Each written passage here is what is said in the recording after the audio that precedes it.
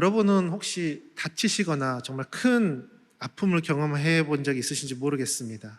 근데 사람이 한번 그렇게 딱 다치고 나면 그 다친 행위를 잘 안 하게 됩니다. 저의 이제 동생 같은 경우는 예전에 한번 스키를 타다가 스키가 좀 많이 골절의 상이 많더라고요. 한번 골절이 돼서 그로부터 잘 안 타려고 하더라고요. 그런 것처럼 뭔가 우리가 그로 인해서 다치거나 또 위험한 일이 있었으면 그에 대해서 상당히 조심을 하죠. 근데 심지어 죽다가 살아났다 그러면 더 경각심을 가지고 이러면 안 되겠구나, 이러면 내가 죽는구나 생각하면서 그 일을 안 하게 됩니다. 근데 오늘 말씀의 요나를 보면 하나님 말씀을 거역하다가 죽다가 살아났습니다. 요나 1장 2절에 보시면 이렇게 말합니다. 하나님께서 맨 처음에 요나에게 말씀을 하셨는데, 너는 일어나 저 큰 성읍 니느웨로 가서 그것을 향하여 외치라. 그 악독이 내 앞에 상달되었음이니라 하시니라. 하나님께서는 요나에게 니느웨로 가라, 그들에게 그들의 악을 이야기하라 라고 이야기합니다. 근데 요나가 그 말을 듣지 않고 도망가죠. 그래서 욥바로 다시스로 이렇게 배를 타고 도망을 갑니다. 근데 그 도망가는 요나를 멈추기 위해서 하나님께서는 폭풍을 만나게 해주시고 또 물에 빠졌을 때 또 물고기를 예배해 두셔서 요나를 삼키게 하였습니다.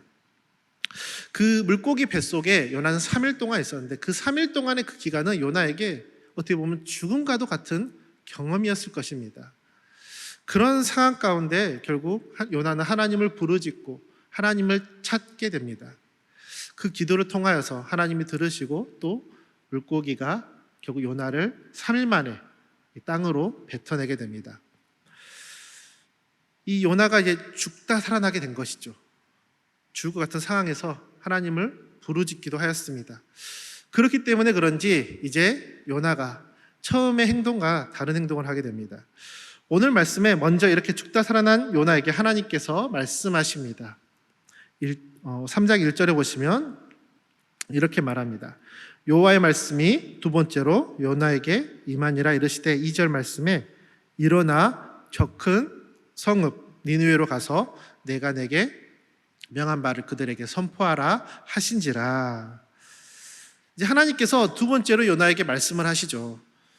요나는 근데 그 전에 어떤 사람이었죠? 그 전에는 하나님의 말씀을 듣고도 그것을 불순종한, 거역했던 사람이었습니다. 자기 생각, 자기 감정, 자기 기준에 따라서 하나님의 명령을 거부했던 그런 선지자였던 것이죠. 인간의 시선으로 보면 실패한 사람이었습니다. 한 번에 큰 실패를 한 사람, 사명자로서도 큰 약점을 가지게 된 것입니다. 저 사람은 하나님의 말씀을 거역했어 라면서 그런 큰 약점을 가지게 된 것이죠. 그런데 어떻게 보면 사람의 눈으로 봤을 때는 이 약점을 가진 요나는 더 이상 이제 선지자 일을 하면 안 되는 것처럼 여길 것입니다. 근데 하나님께서 그에게 다시 말씀을 주신 것이죠. 다시 그에게 사명을 주신 것입니다. 오늘날 사회를 보면 이러지 않는 것 같습니다. 오늘날 사회를 보면 한 번 실수하거나 한 번 잘못을 하면 엄청난 나락을 경험하게 됩니다. 특히 이제 뉴스나 그런 데서 보면 연예인들이나 어떤 공인들이 어떤 하나의 잘못된 사진, 하나의 잘못된 말을 한 번 올림으로 인해서 그로 인해서 득달같이 달려드는 그런 것들을 우리가 뉴스를 통해서 많이 보게 되는 것 같습니다. 그러면서 그럴 줄 알았다, 이제는 끝났다, 다시는 안 보면 좋겠다 라고 말하면서 어떤 기회도 주지 않고 그의 말도 묻지 않고 말도 듣지 않으려는 그런 모습을 우리는 쉽게 볼 수 있는 것이죠. 근데 이는 우리 사회의 뉴스에서만 그런 것이 아닙니다. 우리 관계에서도 이러한 모습을 우리는 또한 보게 되죠. 정말 몇 년 동안 정말 각별했던 사이가 말 하나, 어떤 사건 하나로 완전히 깨어져서 더 이상 이것이 회복되지 못하는 그런 우리는 상황도 많이 보게 됩니다. 어떻게 보면 지금 우리의 사회 또한 우리의 인간들은 이렇게 나약하고 또 용서가 하기 힘들고 기회를 주기 어려워하는 그런 우리지 않을까, 그런 사회이지 않을까라고 생각되어집니다. 근데 하나님은 다르십니다. 하나님께서는 사람의 눈으로 보면 다시 쓰임 받을 수 없는 그 요나를 다시 부르셨습니다. 근데 이건 요나가 특별해서 요나를 다시 불렀다가 아닙니다. 성경에서 보면 무수히 많은 실패와 넘어짐 속에서도 하나님께서 다시 부르시는 그런 사건들이 무수히 많이 등장합니다. 모세를 보면 모세는 엄청난 선지자죠. 이스라엘 백성들을 가나안 땅으로 구원해 그 앞까지 인도해낸 엄청난 선지자입니다. 10가지 재앙을 내리고 그로 인해서 이집트에서 이스라엘 백성들을 빼내오고 또 가나안 땅에서 광야에서 생활하면서 그들에게 물도 주고 또 만나도 주고 그렇게 그들이 생활할 수 있도록 그 광야의 생활에서 생활할 수 있도록 인도한 그런 엄청난 지도자이었습니다. 근데 그가 그 지도자가 되기까지 이렇게 훈련을 이렇게 받아왔냐? 그러지 않았습니다. 보통 우리가 그만한 지도자, 그만한 역량을 세우는 자가 되고 싶다, 우리가 꿈을 가지면 우리는 많은 트레이닝을 거쳐서 훈련을 받아서 그렇게 세워지는 사람이 그런 사람이 할 수 있다라고 생각되어집니다. 근데 모세를 보면 그는 이집트 왕자였을 때, 이집트에서 왕자 생활했을 때 히브리인을 괴롭혔던 그 이집트 사람을 실수로 죽이게 됩니다. 근데 이 소식이 퍼지게 되니까는 그는 두려운 마음으로 미디안 광야로 도망가 버리죠. 그리고 거기서 그는 그렇게 그냥 잊혀진 자로 이렇게 살아가게 됩니다. 40년을 살아가게 됩니다. 근데 그런 그를 하나님께서 떨기나무 가운데서 다시 부르십니다. 잘나고 능력 있는 자가 아닌 그렇게 막 트레이닝을 받아서 뭔가 엘리트가 된 그런 사람이 아닌 그냥 잊혀졌던 이제 인생의 황혼기를 걸으면서 삶을 마무리하는 그런 마음을 가졌던 그런 모세에게 하나님께서 그를 만나게 하시고 그리고 그를 이스라엘 백성을 구원하는 지도자로 세운 것이죠. 또 신약에서도 또 대표적인 실패자가 있죠. 바로 예수님의 제자 베드로입니다. 그는 예수님께 나는 주님을 위해 죽겠습니다. 내가 감히 주님을 떠나겠습니까? 하면서 호언장담했던 사람입니다. 예수님과 3년간 공사하면서 그 가운데서 엄청난 열심을 가지고 예수님이 하는 일이라면 무조건 열심을 가지고 따랐던 그런 사람이었습니다. 근데 막상 그에게 예수님이 죽게 되고 그에게 그런 큰 위기가 닥쳐오자 그는 예수님을 저주하며 부인하게 되었습니다. 마태복음 26장 74절에 그는 이렇게 말합니다. 그가 저주하며 맹세하여 이르되 나는 그 사람을 알지 못하노라. 그냥 모른다가 아니라 한마디로 정말 쌍욕을 뱉고 예수님에 대해서 쌍욕을 뱉으면서 완전히 부인한 것이죠. 그런데 그런 베드로를 예수님께서 부활하신 후에 너가 나에 대해서 저주했어? 감히 그렇게 부인했어? 하면서 그를 외면한 것이 아니라 그를 찾아갑니다. 그리고 다시 물으시죠. 내가 나를 사랑하느냐? 내가 나를 사랑하느냐? 내가 나를 사랑하느냐? 그리고 그에 대해서 베드로가 대답을 합니다. 네, 그렇습니다. 주님만이 아십니다. 주님만이 아십니다. 그에게 그래서 예수님께서 내 양을 먹이라 라는 사명을 주십니다. 다시 그를 제자로 회복시키시고 사역의 자리로 초청하신 것이죠.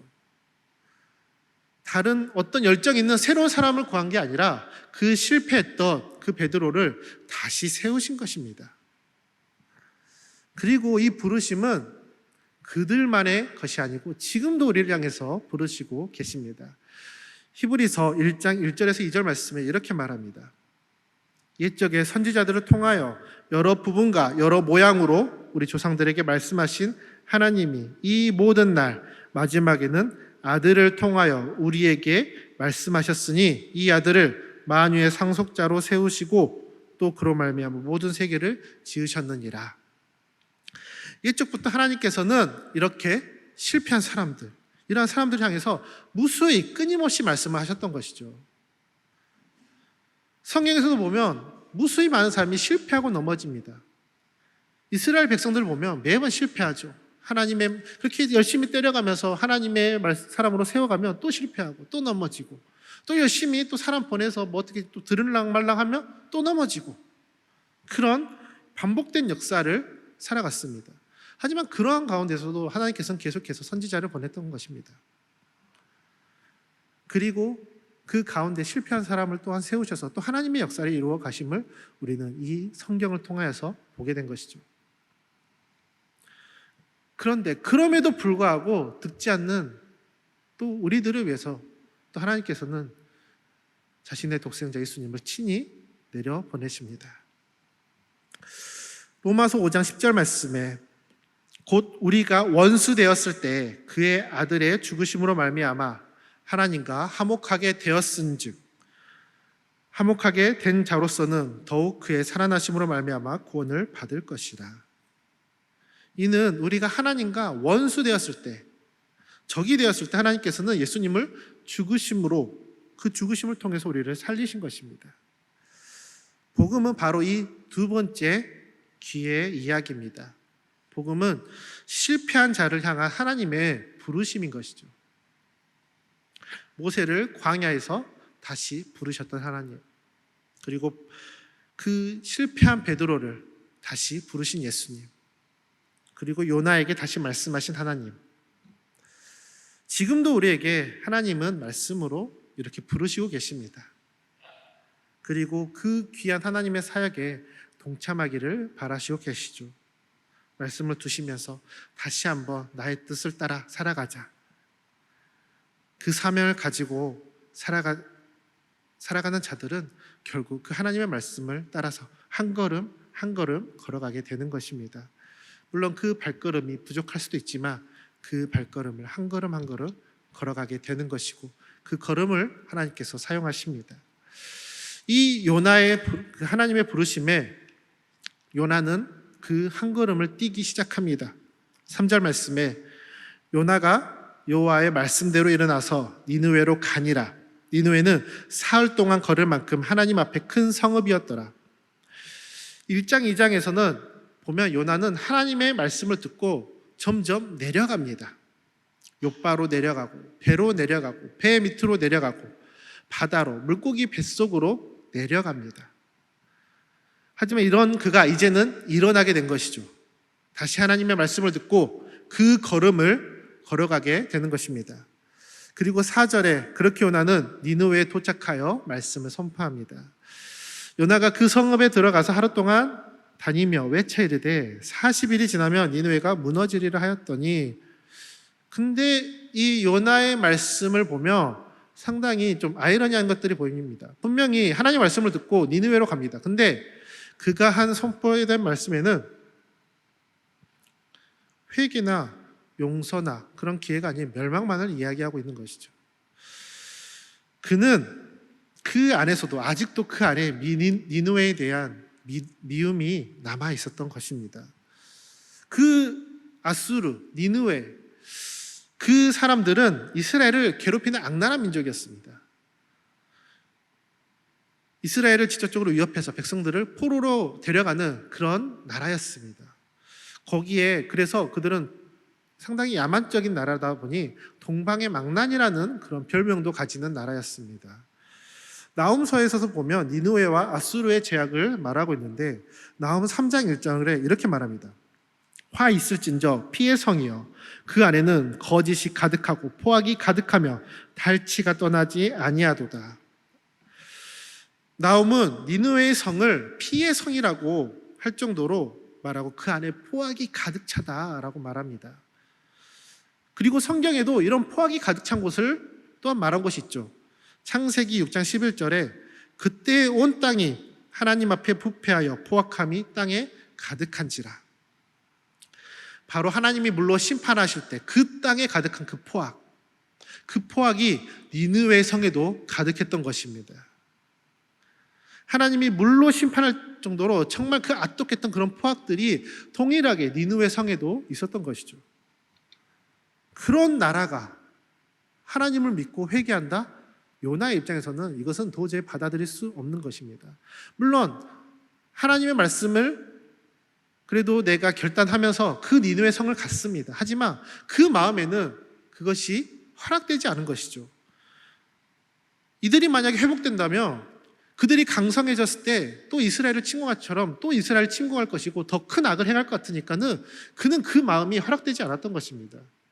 그래서 그의 행실이 적나라하게 그 이후에 보입니다. 보면 요나는 40일이라는 기한의 동안에 심판이 있을 거라고 말하지만 단 하루 동안만 말씀을 선포합니다. 그리고 하나님이 보았을 때 큰 성읍, 그 성읍, 사흘을 걸을 동안 큰 그런 성읍인데도 불구하고 단 하루만 거기에서 그 말만 전합니다. 멸망의 말. 하나님이 40일 뒤에 심판하실 거야. 그런 멸망의 말만 전하게 된 것이죠. 이런 행실을 보면 그의 행동은 그냥 마지못해 한 순종, 어떻게 보면 억지로 하는 사역에 가깝습니다. 그런데 그가 전한 그 메시지가 니느웨를 흔들게 되는 것이죠. 5절 말씀에 니느웨 사람들이 하나님을 믿고 금식을 선포하고 높고 낮은 자를 막론하고 굵은 베옷을 입은지라. 그들이 요나의 그 짧은 메시지, 하나님 말씀을 믿고 그 메시지를 듣고 하나님의 말씀을 믿게 된 것입니다. 말도 안 되는 거죠. 그 짧은 메시지를 듣고 하나님의 말씀을 믿고 그리고 회개의 자리에 서게 된 것입니다. 금식을 하고 베옷을 입으면서 회개하게 되는 것이죠. 거기에 더해서 6절에 그 일이 니느웨 왕에게 들림에 왕이 보좌에서 일어나 왕복을 벗고 굵은 베옷을 입고 제위에 앉으니라. 그리고 여기에 더해 왕까지 이 일에 참여하고 왕이 회개의 자리에 서게 됩니다. 그는 니느웨 왕, 자신의 신분을 상징했던 그 왕자에서 일어나 무릎을 꿇습니다. 그리고 자신의 신분을 상징한 왕복을 벗고 베옷을 입고 철저하게 자신을 낮추는 자리에 서게 됩니다. 니느웨 왕은 아수르 제국의 황제입니다. 그때 당시 아수르는 강한 나라였습니다. 그리고 그때 시대 사람에게 그런 황제나 왕은 신의 화신이고 거의 신과 같이 여겼던 그런 권위를 가졌습니다. 그래서 우리가 알다시피 다니엘에서 보면 그 왕이 신상을 세우고 자기에게 절하라 그런 것들을 당연하게 여기는 게 그럴 만한 나에게 권위가 있다고 여기기 때문에 그런 것들이 당연한 것이죠. 그런 자가 신과 같은 권위를 가진 자, 그런 황제가 자기의 왕자에서 일어나서 무릎을 꿇고 제위에 무릎을 꿇고 그리고 자기의 왕위를 상징하는 왕복을 벗고 베옷을 입으면서 이 이방 그들의 봤을 때는 이방 시민 여호와 하나님 앞에 무릎을 꿇고 회개하게 된 것입니다. 거기에 더해 왕은 조서를 내려서 온 백성에게 회개하라고 말합니다. 7절 8절 말씀에 왕과 그의 대신들이 조서를 내려 니느웨에 선포하여 이르되 사람이나 짐승이나 소떼나 양떼나 아무것도 입에 대지 말지니 곧 먹지도 말 것이요 물도 마시지 말 것이며 사람이든지 짐승이든지 다 굵은 베옷을 입을 것이요 힘써 하나님께 부르짖을 것이며 각기 악한 길과 손으로 행한 강포에서 떠날 것이라. 지금 시대에도 보면 외교를 하는 입장에서 다른 나라의 수장이 그 어떤 한 나라의 수장에게 뭔가 무릎을 꿇고 절을 한다. 그러면 극히 드문 일이죠. 그렇게 사과를 한다는 것은 거의 드문 일입니다. 왜냐하면 다른 나라에 대해서 사과하는 것은 자기 나라의 품격을 깎아내리는 것처럼 여기기 때문에 쉽게 그것을 할 수가 없습니다. 그래서 일방적으로 사과하는 것은 또한 그 리더로서 그것을 알기에 리스크가 있기 때문에 거의 안 하고 유감입니다라는 말로 표현하면서 거의 죄송합니다라는 말을 거의 쓰지를 않죠. 지금 시대도 그러한데 하물며 그때보다 더 많은 권위, 거의 신과 같은 그런 존재를 여기받은 왕이 다른 나라의 왕의 말도 아닌 그냥 자기보다 약속 어긴 이스라엘 선지자가 하루 전한 그 말에 무릎을 꿇고 거기에 조서를 내리면서 온 백성에게 회개하면서 금식하자. 짐승까지도 같이 금식하자. 우리 이 악에서 떠나야 된다. 이 포악에서 떠나야 된다. 라면서 그 나라를 향해서 그 도시를 향해서 부르짖고 있는 것입니다. 이거는 말도 안 되는 기적이죠. 말도 안 되는 기적. 어떻게 이렇게 말도 안 되는 일이 있을 수 있을까요? 그건 어떻게 보면 하나님의 인도하심이 있기 때문입니다. 물론 이제 너무 말도 안 되기 때문에 이제 이 부분에 대해서 조사하는 학자들이 말로는 여러 가지들이 있습니다. 그때 당시에 이제 아수르가 아라랏 제국에게 또 전쟁을 해서 패했기 때문에 또 나라 분위기가 또 심상치도 않았습니다. 또 전염병이 있었을 것이다. 또 혹은 지진이 있었을 것이다 라는 얘기도 있고, 또 어떤 사람들은 요나가 그때 갔을 당시에 계기일식이 있었던 것 같은데, 계기일식이라면 상당히 그 시대에 위대한 메시지, 정말 엄청난 메시지이기 때문에 그때 당시에 그 계기일식이 있을 당시에 요나가 가지 않았을까라고 추측하는 사람들도 있었습니다. 어찌되었든 간에 결국 전염병이 돌던, 지진이 있었던, 계기일식이 있었던, 어찌되었든 간에 결국 하나님을 믿는 것 자체가 말도 안 되는 것이고, 그것을 가지고 금식하고 온 백성에게 조소를 드리는 것도 말도 안 되는 것입니다. 결국 하나님께서 이 모든 상황을 예비해 두시고 요나를 보내신 것이죠. 때를 준비하시고 요나의 메시지를 들을 수 있도록 그들의 귀를 열어주시고, 요나가 부족함에도 불구하고, 그렇게 형편없이 사역을 했음에도 불구하고 하나님께서 그 요나의 메시지를 사역하셔서, 역사하셔서 도저히 불가능하게 보이던 그런 하나님을 믿도록 그들을 인도한 것입니다. 그 요나 행실이 너무나 보잘것없고 부족해 보이지만 하나님의 손에 붙들리니까는 하나님께서는 그 도시를 회복시키시는 그 큰 일로 이루어 가신 것입니다. 이는 어떻게 보면 이 하나님의 역사가 이와 같습니다. 하나님께서도 이스라엘 백성, 출애굽한 이스라엘 백성들을 가나안 땅을 예비해 두셨습니다. 그때 그들이 가나안 땅을 봤을 때 맨 처음에 이스라엘 백성들은 겁을 먹었습니다. 저들은 장성하다. 저들을 보면 저들의 벽은 높다. 그렇게 하나님을 믿지 못해서 결국 40년간 광야를 돌아다니게 되었죠.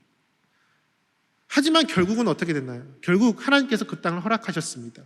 그렇게 그들이 장성함에도, 그 벽이, 그 성벽이 그렇게 튼실함에도 불구하고 하나님께서는 그 이스라엘 백성들을 사용하셔서 그 가나안 땅을 점령하게 하시고 그들을 그 땅을 허락하신 것이죠. 이는 이스라엘 백성들이 전쟁을 잘해서 그들이 단합력을 좋아서 그런 것이 아닙니다. 하나님께서 준비하셨기 때문에 그런 것입니다. 니느웨 회개 역사도 그런 것이죠. 이 놀라운 회개 역사는 요나의 능력이 아니었습니다.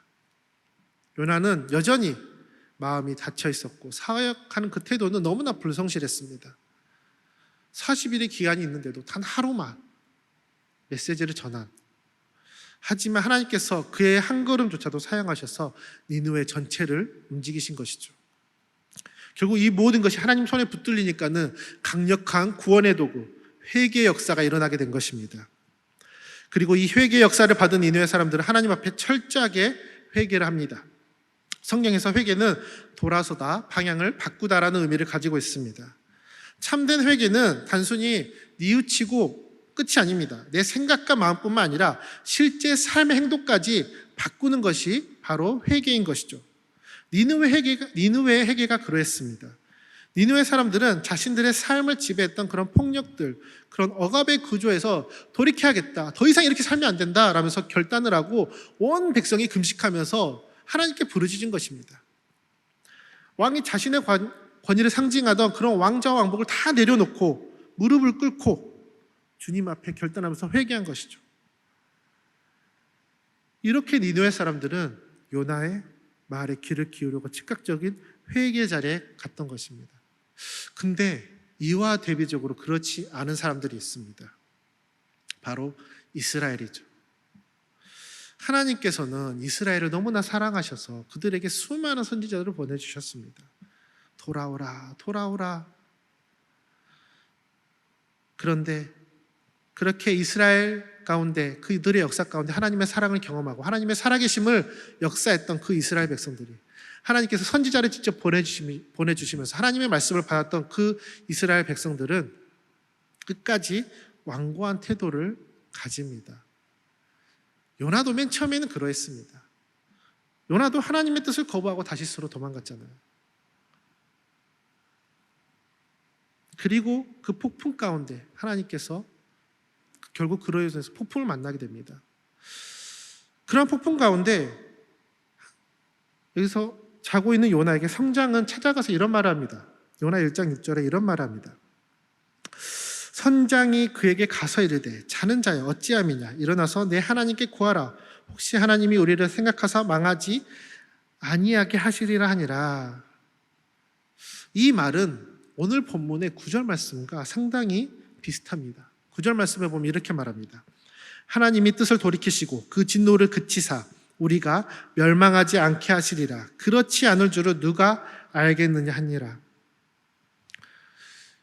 요나는 그 음성 앞에 결국 기도하지 않고 바다에 빠지고 물고기 뱃속에 들어가게 됩니다. 근데 니느웨는 이방 민족임에도 불구하고 그들은 주님 앞에 무릎을 꿇게 되었습니다. 신약에서도 이 요나와 같이 완고한 자들이 있습니다. 바로 유대인들, 바리새인들인데 그런 자들을 향해 예수님께서는 이렇게 말씀하십니다.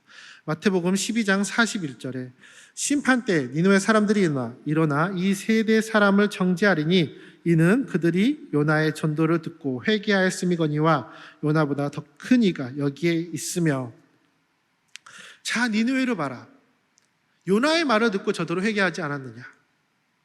근데 그것보다 더 많이 알고 심지어 하나님의 아들 예수님께서 이 땅에 오셨음에도 불구하고 왜 회개하지 않느냐 라면서 그들에게 꾸짖고 계신 것입니다. 유대인들은 자신이 가진 핏줄이 그들에게 왕자가 되었습니다. 자신이 가진 그 율법들이 그들에게 왕복이 되었던 것입니다. 그래서 그들은 그 왕자와 왕복을 끝까지 포기하지 않고 하나님의 말씀을 듣지 않고 완고하게 지냈던 것입니다. 예수님은 그들을 향해서 요나보다 더 큰 이가 왔다 라고 하였습니다. 요나는 억지로 하나님의 말씀을 선포하였지만 예수님은 우리를 구원하시기 위해서 자기의 생명까지 기꺼이 내어주셨습니다. 요나는 멸망만을 선포했지만 예수님은 십자가에서 죄인을 위한 회개의 길을 열어주셨습니다. 그렇다면 우리는 그 예수님의 말씀, 지금도 우리를 부르시는 그 예수님의 말씀 가운데 우리는 어떻게 반응해야 할까요? 요나처럼, 이스라엘 백성처럼 반응해야 할까요? 아니면 니느웨의 백성처럼 반응해야 할까요? 예수님께서 맨 처음에 복음의 시작이 이렇게 선언하십니다. 마태복음 4장 17절에 이때부터 예수께서 비로소 전파에 이르시되 회개하라 천국이 가까이 왔느니라 하시더라. 우리는 이 예수님의 말씀에 무릎 꿇고 회개해야 하는 것입니다. 마음을 돌이키는 회개, 삶을 돌이키는 그 회개의 자리에 가야 하는 것이죠. 우리가 가진 왕자, 나의 왕복을 벗어버리고 하나님 앞에 무릎을 꿇고 나아가야 합니다. 나는 죄인입니다. 결국 나는 죄인입니다. 내가 할 수 있는 게 아니군요. 모든 것을 하나님께서 이루십니다. 하나님 용서하여 주시옵소서 라면서 우리는 주님 앞에 내려놓아야 하는 것이죠. 하나님께서 그 회개를 통해서 우리를 회복시키시고 하나님 나라로 인도해 가십니다. 회개를 통해서 하나님께서 회복시키신 것처럼 하나님께서는 니느웨의 그 철저한 회개를 보시고 회복시키십니다. 9절 말씀에 다시 보시면 하나님의 뜻을 돌이키시고 그 진노를 그치사 우리가 멸망하지 않게 하시리라. 그렇지 않을 줄을 누가 알겠느냐 하니라. 니느웨 사람들은 하나님의 자비를 소망하면서 그러면서도 그 결과를 하나님의 주권에 맡기고 있습니다. 자신의 죄를 돌아보고 자신을 철저히 낮추고 그리고 하나님한테 모든 걸 내려놓고 용서를 구하고 있습니다. 그러면서도 그 결과에는 하나님, 그래도 하나님이 결정하시겠지만 저희를 용서해 주시옵소서 라면서 하나님의 주권에 맡기면서 또 이렇게 간절하게 부르짖고 있습니다. 그리고 하나님께서는 이러한 회개를 외면하지 않으십니다. 그들을 심판하지 않으시고 긍휼로 그들을 품으십니다. 이 회개 앞에 니느웨 사람들은 결국 구원을 받게 됩니다. 10절 말씀에 하나님이 그들이 행한 것, 곧 그 악한 길에서 돌이켜 떠난 것을 보시고 하나님의 뜻을 돌이키사 그들에게 내리리라고 말씀하신 재앙을 내리지 아니하시리라. 결국 그 회개를 통해서 하나님 앞에 철저하게 낮아지는 그 마음을 통하여서 하나님께서는 회복을 이루신 것이죠. 이게 바로 하나님의 마음이십니다. 하나님은 재앙을 기뻐하시는 분이 아니십니다. 베드로전서 3장 9절 말씀에 주의 약속은 어떤 이들이 더디다고 생각한 것 같이 더딘 것이 아니라 오직 주께서는 너희를 대하여 오래 참으사 아무도 멸망하지 아니하고 다 회개하기에 이르기를 원하시느니라. 하나님께서는 모든 민족을 멸망하지 않고 회개에 이르기를 원하십니다. 이게 하나님의 마음인 것이죠. 죄로 멸망을 당한 것이 아닌 그 생명으로 회복되기를 원하십니다. 에스겔 18장 23절에도 이렇게 말씀하고 있습니다. 주 여호와의 말씀이니라. 내가 어찌 악인이 죽는 것을 조금인들 기뻐하랴. 그가 돌이켜 그 길에서 떠나 사는 것들을 어찌 기뻐하지 아니하겠느냐. 하나님의 마음은 그 죄인이라도 언제나 돌이키기를 원하십니다. 하나님은 징계하시기 위해서 벌을 내리시는 것이 아니라 돌이키기 위해서 벌을 내리신 것이죠. 부모가 자녀들을 훈계하는 이유가 뭐겠습니까? 그냥 벌을 내리는 거, 아프라고 하는 것이 아니라 그 행동을 통하여서 오히려 그 자녀가 잘못된 행위를 할까봐 훈계를 하고 가르치는 것입니다.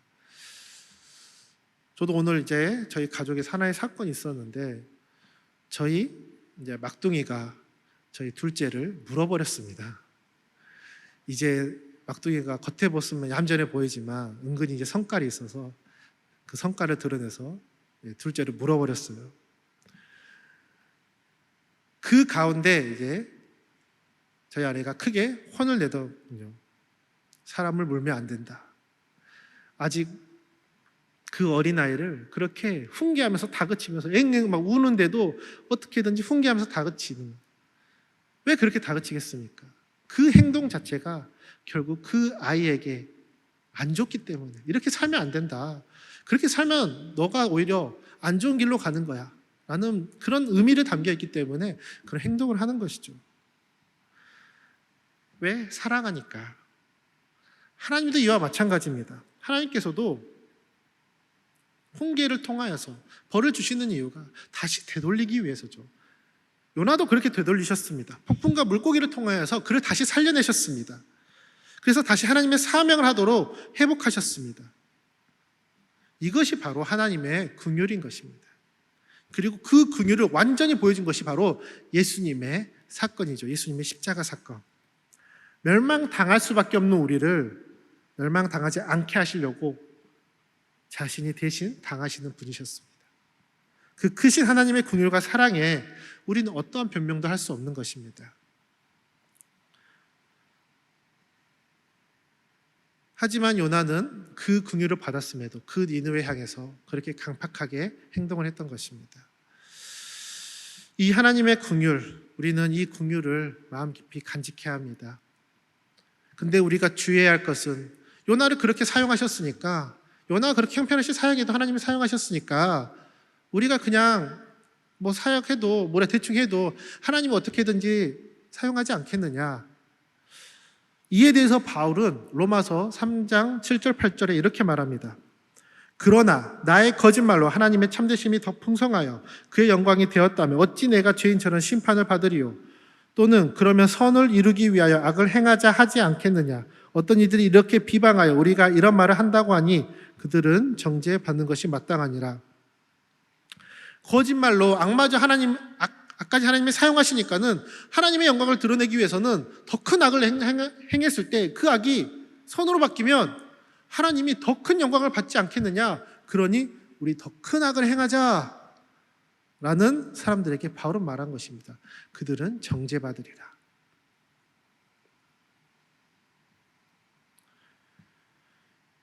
그런 자들은 정죄받아 마땅하다라고 말합니다. 하나님이 악도 선으로 사용하신다 하셔서 우리가 일부러 악을 행하거나 회개 없이 삶을 사는 태도는 결국 하나님의 긍휼을 오해하는 것이고 하나님의 긍휼을 남용하는 것입니다. 하나님을 이용하는 것입니다. 하나님의 긍휼은 죄가 계속해도 괜찮아, 그래도 내가 용서해 줄게가 아닙니다. 돌이킬 수 있는 기회를 주시는 것이죠. 다시 시작하자. 계속 그 기회를 주시는 것이지 너 이거 해도 괜찮아가 아닙니다. 그렇기에 우리는 그 하나님의 긍휼 앞에 철저하게 내 자신을 낮추고 그 회개의 마음으로 가야 되는 것이죠. 주님, 제가 돌아가겠습니다. 주님, 제가 넘어져도 다시 돌아가겠습니다. 주님, 그 긍휼을 의지하면서 제가 다시 돌아가겠습니다. 그 회개하는 마음으로 나아가야 하는 것입니다. 하나님은 자신에게 불순종했던 요나를 끝까지 포기하지 않으셨습니다. 그를 다시 부르시고 하나님의 말씀을 주시며 사명을 회복시키셨습니다. 또한 그 악과 포악으로 가득 찼던 니느웨조차도 포기하지 않으셨습니다. 그들에게 회개의 기회를 주시고 심판 대신 회복을 베푸셨습니다. 그 하나님께서 지금 우리도 동일하게 포기하지 않으시고 우리에게 말씀하고 계십니다. 실패했다고 버리지 않으십니다. 우리가 죄 가운데 있을 때도 십자가의 그 사랑으로 우리를 품으시고 그 긍휼로 우리를 붙잡고 계십니다. 그 긍휼의 하나님 앞에 우리가 나의 왕복, 나의 왕자를 벗어버리고 주님 앞에 무릎을 꿇으며 나아가기를 소망합니다. 내 왕복과 내 왕자를 붙들면서 하나님을 이용하면서 악마저 선으로 바쁘겠지 하면서 하나님을 이용하는 그런 삶이 아니라 철저히 나를 내려놓고 하나님 앞에 무릎 꿇으면서 하나님, 저의 삶을 인도하여 주시옵소서. 저의 삶을 주님의 그 회복의 길로 인도하여 주시옵소서 라면서 붙잡으면서 나아가길 바랍니다. 그 하나님의 부르심 앞에 저희가 부르짖으면서 회개로 나아갈 때 하나님께서는 반드시 요나를 회복하고 또 니느웨로 회복하는 것처럼 우리를 회복하셔서 하나님의 나라와 선한 뜻을 이루어 가실 것입니다. 그로 인해서 우리 모든 성도님들이 하나님의 뜻을 삶으로 드러내는 그런 주의 귀한 사명을 이루어가는 그런 삶을 살기를 주님의 이름으로 축원합니다.